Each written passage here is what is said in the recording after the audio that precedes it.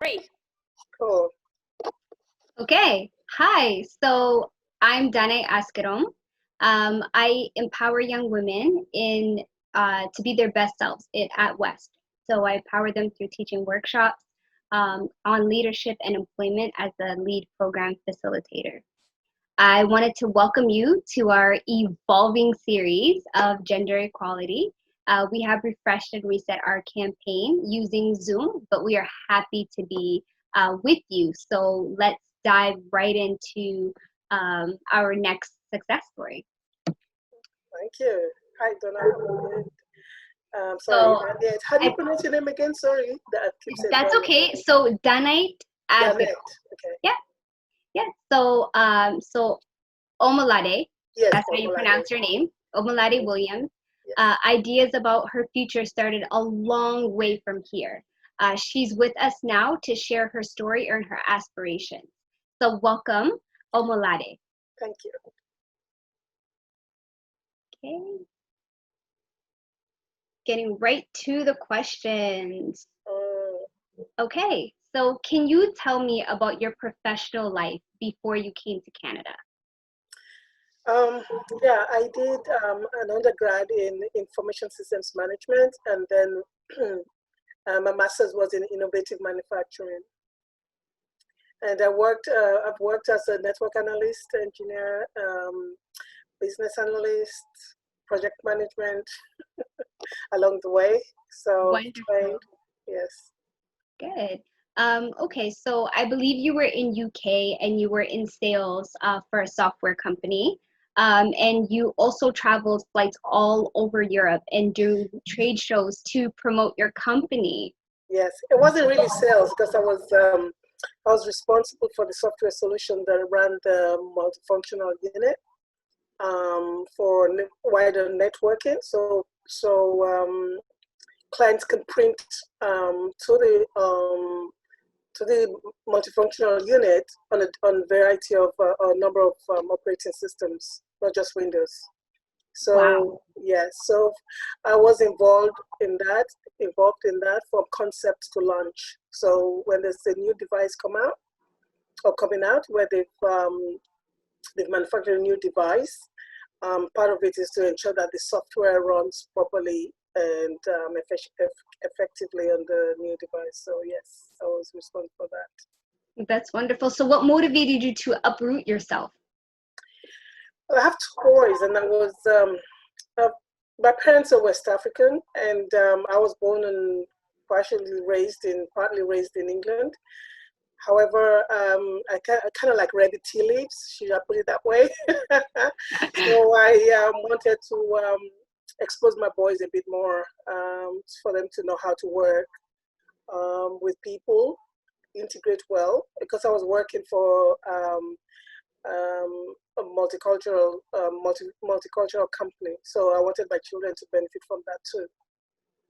That's So wonderful. Canada So seemed family to is be the right important. place.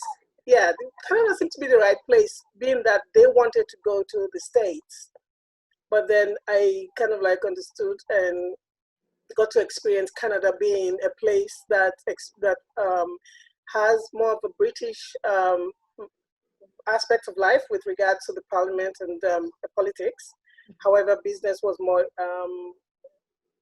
the States. So they had the best of both worlds, in my opinion, at the time when I was making the move. Oh, wow. So what kind of obstacles and experiences were you facing as a professional who is new to Canada? To be fair, I was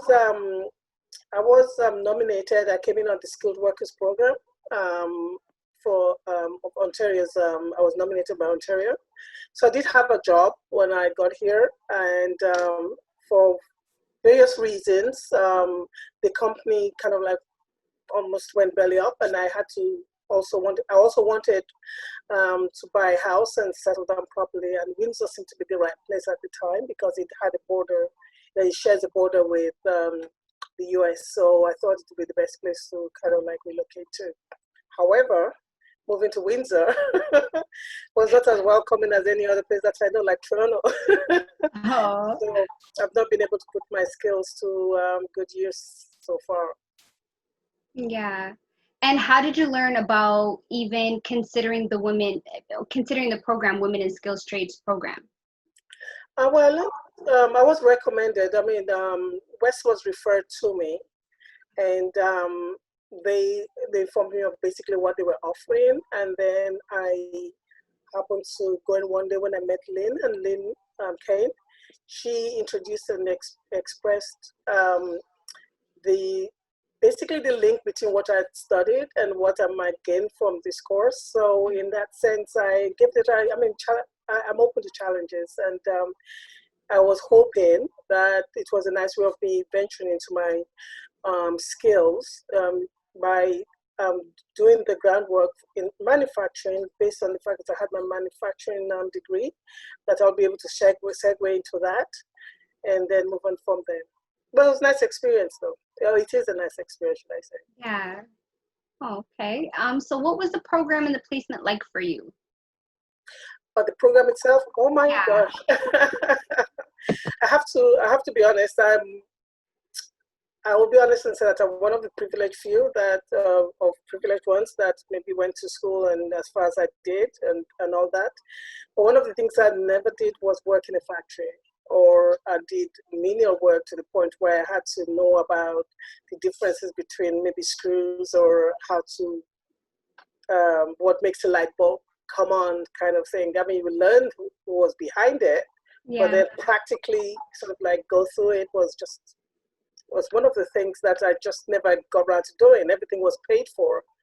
So the course was very, very enlightening for me. It was a huge challenge, and I know I excelled in the sense that I put myself through it. It was grueling because I had to learn new skills and subjects, but it was really, for me, I really liked it. I recommend it all the time. And like you said, you love a challenge. Oh yes, all the time. Wonderful. So Makes what life is your interesting. yes. So what is your work life now like? I mean, following the course, I have to say that the course is so aligned with what is expected in for like within the skills trade, or at least getting your foot in, right? Mm-hmm. And I can only say from my perspective, in the sense that, as I said, I didn't know what different screws did what, or what type of hammer I would use, or whatever it is. So in my case, I was very fortunate to learn, because I work within a food industry within the manufacturing arm of it, and you meet different work, should I say, counterparts, but not women, but men. And I was fortunate to find some very helpful, willing to teach me, because I went in saying I don't know anything. I said I really don't know, even if I might have an inkling, and I relate it to what we learned, because what you learn in school is definitely not very practical in the day and age where things have to be done yesterday, right? So in a situation like that, I was very fortunate for my colleagues to be very, very helpful. And I grew up with 4 boys, so it's very easy for me to relate to guys, you know. Yeah, that's a plus. Yeah, it's very much a plus. Good. So what would you say the Women in Skills Trade program gave you more economic power? Would you be able to speak on that? I wouldn't be able to verify that, but for me, I think I started off okay. Okay. And my expectations were not quite high in that department, because I've been learning a trade. As I said, I don't even know how to get a leveler in place to know what is, you know. So for me, it was a starting point. And for anything I always led myself to, I always realized that there's always somewhere to start from. And that's where I've always looked at it. So economically, I can't say for the people I know that it's different everywhere, and who you work with that's the bottom line. So I can verify that, other than I didn't start at the very, very bottom, I have to say. Yeah. Which was good. Good. So in your industry, as we know, there's a lot of challenges that we can face, especially being women and being women of color, for example. Sure. have you faced any challenges in your journey, being a woman and a woman of color, and what does that look like? Within this particular skill environment, to be honest, with on the level with my colleagues, I don't think so. Okay, and I don't look for it. Okay, it doesn't have to be there. It's only like when some people who don't know or any different, like meeting other people, not just necessarily a woman, but or a Black woman, for example, who don't know any different as to how to communicate with people of such ilk, then yes, the challenge is there, because then the respect or the value is not hand in hand with what they expect or what they want from you. However, given my experience and my travels and working on different level, I mean, I honestly kind of tried very hard to sidestep that. I don't make that a focus, because my focus is to learn the trade and excel myself. So I do push that aside. It has to stare me in the face, and it has to be very direct for me to say it's an issue. So it's a strategy one has to develop, right? Depending on what you want. Yeah. Do you face any double standards in your place of work or in your industry? That goes without saying. I mean, I'm being honest here. Anywhere you find yourself, it's going to be in there. And I wouldn't, I don't think it's a matter of color or woman or what trade you find yourself. Mm-hmm. I find in some areas, in any country in particular, if one happens to find themselves in a job where maybe they had gone out according to qualifications and presentation, then it's how should I put it? It becomes a challenge, right? So, but if they've risen up in the ranks, which is what's happening in the manufacturing industry right now, if you've risen up in the ranks, the one thing that people don't want to let go is their job or their power or their knowledge, so-called. So that is definitely something one faces. But what can we do about it? It's a choice. You want your job, or you want to fight the establishment. There's already an establishment, so you could just concentrate on what you go for. So I really love the fact that you are focused on yourself, right? Yes. Yourself and your goals, and you're Yes. headstrong. So what advice would you give someone in the industry that you're in who may feel a certain type of different types of treatment, rather it be a double standard or because they're a woman or because maybe they're a woman of color? What advice would you give them to kind of get your strong mindset? It's to be fair. I mean, when I analyze my situation and maybe what I go through and everything else, I really, really empathize with the younger ones who may not have had and have experiences in other maybe spheres of life, or in an environment where they have made to feel obligatory, right? Mm-hmm. And in that sense, it's so difficult.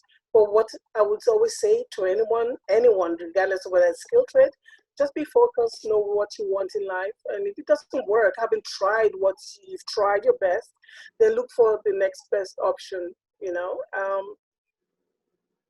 when I'm in this skill trade, it's not for me as a career building per se. I mean, it's more for another, like a second career, but then it lends itself to learning new skills. That for me is personal, because I own my own house, and I know that it's expensive to even get a plumber in to even fix a washer in the tap. So for me, that is more of a value for me rather than actually. So that's why I can stick it out and find a way around. So it's also to do with strategy, and that's the way I see it. I may be wrong, but that's the way I see it. It's painful, and I'm not saying there's no discrimination. No, when I spoke to you, I'm talking about peer levels. Okay, Mm-hmm. I'm not talking about management, because management is a different structure altogether. Okay. Yeah. So when you talk about management now, there's also there are ego trips and all that. I'm not denying that, But how do we get around that if you want to eat and if you want to learn the job? Right. It's just to know. I think one of the things we just need to do is be very aware of the area we're going into. Okay, be aware of the fact that you might be the only woman there. Be aware that you're only a token. Okay, because I mean there are jobs where, I mean, even with my skills, I mean I'm the most educated, but I'm the only black. But then they have to keep me on because why? They have to maintain the statistics and the governmental requirements, right? So there's so many things that you would look into and you would understand why, but then you would not give them a reason to stereotype you. And that's what, I mean, if you've gone in with, if you go in with a discipline, okay, then you stick to the discipline that's, as long as it's yielded you, then nothing else should really, if you cannot gain, my philosophy in life is, if you cannot gain from where you are, don't lose what you've gained. You know, that's how I look at it. And I stick to it, and it's really annoying to some people because they can't break me. But the thing is, I know what I know. I know it's served me and I know it's required. I've just not been very fortunate to get into the area I would like to. So I'm not going to lose it if I don't have to, if I don't gain anything from where I'm at. Because why? It's going to be a double loss if I'm to move into another area. Then I've adopted bad habits and bad way of doing things. And then losing what I already know or how to behave or whatever it is, then it's a double loss for me. So I'm very focused on not losing what I already have and keep it at the forefront. That's so powerful. As you were speaking, all I kept thinking is, they can break me, but I know how to rebuild myself. Exactly. That's so powerful. That's such a wonderful message. Thank you. Yeah, to us all, right? Good.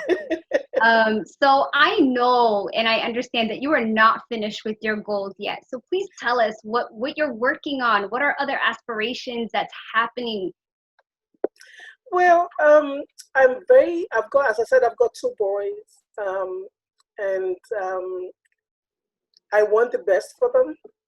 Okay, and as mothers, we always sort of like push and push. Yeah. But then sometimes you look at the system and think it's not them, it's the system or what they don't know. And since our children go out and associate with other children, my way and what I know, what I've learned, what I know that has been my pillar is the fact that one has to be armed with the fact that you have to pay your bills, regardless of what work you do. You have to build yourself up and grow, find a way of building yourself up, and try not to be counted as one of, try to get rid of the stereotypical thought process that might be going through people's mind when they're dealing with you. So one of the few things I'm trying to do is empowerment, to empower young ladies, young kids, young youth in general, in the way we do things. So, for example, I know that it's their time now. They can talk and do anything it is, but what they don't realize, and I said that to my son too, is that you go in front of an employer, they know, even their kids may be even behaving and talking the way you're talking with your friends, but they don't expect that from you when you go for an interview. Yeah. Or tardiness or lateness and all that kind of stuff. So I'm there to empower. I work with a couple of local associations as well. Really? Yes, so yes, I do, in a way. And then I'm also working with my friend who, with my IT background, going back into how we can build applications and develop websites, and basically to help the associations as well as see how best we can go forward with what I know so far or what he knows so far as well. That's so wonderful. Do you have a name for your budding organization, budding opportunities in the community that you're doing for our youth? Yes, I work. I mean, the company that was set up is Turaco Web. It's like the bird, Turaco Web, as in WEB.com. So there's a lot of work being done there, and very little coding with building applications. As I said, with my IT background, and he's very big on that. He's building applications for the insurance companies. So it's a very good segue for me, and see how best I can apply. But most importantly, uh, at the youth. I'm very concerned because even though it sounds like, to me as well, it sounds like I've provided you with a glossy environment where I work. I don't get dirty, nobody tells me off, I'm not black. No, it doesn't work like that. But I would like the youth to understand what it takes, and also share my experiences. Like, it's not because you're educated to the nth degree that you cannot go around and clean the toilets or clean tables or whatever. Because the first time I had to change the toilet seats in a public toilet, Mm-hmm. so for something Yeah, I've never done. Do you get my point though? started from somewhere. Yes, and I mean the demand. I mean, yes, I know that if they're going to employ women, we have to have all these feminine rules and policies and all that. It's a given. They should provide for us, but we have to also ensure that they understand that we are here to stay. We want to do the job, and so if you want me, if I'm providing and doing the best, then you need to meet me halfway. So we cannot go out demanding if we haven't proven ourselves. Either not even with the job, with our mannerism, with our presentations, with our personality, the way we speak, our respect we give, the value. So all those things come into play, which, I mean, something I like to share. I do try. Eventually, I think I'll get there. But and also I would like to. One of the other things, having listened to a few of my colleagues, is that even with my own organization where I work, they're not bad, but then people are not having the same kind of experience where I'm working. So one Mm-hmm. of the things I'm trying to promote or try to see that is done is a kind of, I use the word auditing, but it's not to audit the company, but it's to be like a middleman between the placements and the employers, so the employers can take the placement students seriously, and also be able to understand that they also have to deliver on their own end. So you cannot pay lip service to say that you're going to take placements, but um, you do not provide or train them accordingly. So So having that accountability. yes, that's the key Yeah. word. Because I mean, for me, when I joined, I was told immediately that by last September, I'll be on the trade on the ticket course. So I'll be getting my ticket. I'll be acquired. It never happened. Well, who was there to chase it up? First of all, the person had left. The person responsible had left. But then, what else? I mean, you can't go up to your manager who feels that you don't know what West is providing for them, and it's like, it's a choice. Do you want the job, or do you want the experience, or do you want to fight them for not delivering? However, we had somebody who who goes in every time and says, how are they doing? Why are they absent? If they're absent, why is it that they're absent? West, or whoever steps in and says, listen, we would like you to, you're a very nice person. I know you really want to do the job. Why is it that you're late? How can we help you? Maybe childcare, maybe transportation, maybe something. So, I mean, it's for us to balance the needs. It's not a complaint or something. That's what I would like to see, actually. I think that would be my next sort of like project, my venture, which I'm trying to sell that so that, I mean, I can ensure that, I mean, everybody, and should hopefully be a blueprint for other organizations, or even West in itself, to roll out. Do you understand? So that they can benefit from it, and their name, I mean, their image, the position, the reputation grows. As in, we don't mess with West because they give us caliber students, right? They go by what the government has said, has stipulated. So the employers have to provide, West has to provide, and then we have hopefully have a happy medium. Yeah. That's Yeah. so amazing. Thank you so much, Omalade, Miss Williams. I have learned so much from you. Oh, thank you. And I really appreciate you sharing your journey with us today. Clearly, since there's another project in the venture, hopefully this won't be the last time that we talk. No way. Yes. You've So, been good. yes. So now we're going to wrap up Good. our interview. If there's anything else that you wanted to add. No. Just to say that West, I mean, to be honest, as I do go up promoting them, they're really a pillar in the community. They work well with local. It's just someone to really like what we're doing out right now. If I want to go out and really explain and demonstrate basically what they'll gain, they'll gain from joining up with West, because I don't think there's anybody else that provides this opportunity. So it's a very good, I think it's good. I don't know, maybe it's because of my background. I didn't grow up on a farm. I've never been close to a tractor or anything like that. So I'm coming from a different angle, right? So, I mean, that's why I'm so, oh my gosh, I'm just so positive about it. But I believe that other people would benefit from it, given the opportunity and knowledge of what is there to offer.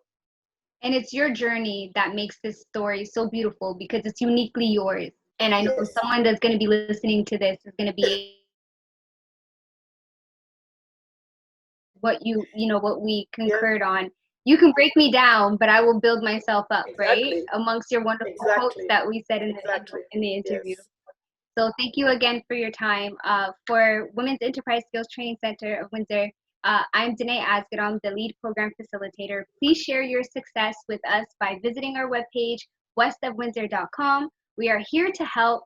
So if you have any questions, comments, or you would like to help with employment or settlement, please email us at info@westofwindsor.com.